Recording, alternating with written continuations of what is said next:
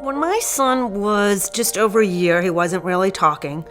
He wasn't making noises that typical children make at that age. I suspected something just because we saw delays. He was diagnosed PDD-NOS, pervasive developmental disorder, not otherwise specified, which is on the autism spectrum. My initial feeling was just sort of fear, and I felt overwhelmed. You feel extremely alone.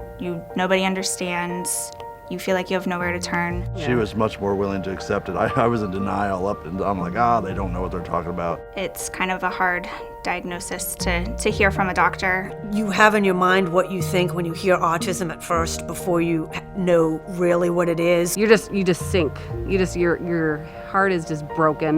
You're like, what do I do with this? Because I didn't know any other autistic children. You think of the child who sits in the corner and maybe pushes their head up and down, or who has tics, or like in Rain Man when they can, add numbers up and do this.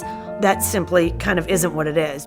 It took a little while to get used to the idea, and then it was just kind of, what do we need to do next? When he was actually diagnosed, she and I read about everything we possibly could. I just started reading and going to autism conferences to try and gain as much knowledge and as many resources as possible. We got into contact with integrated behavioral technologies and started ABA therapy with Michael.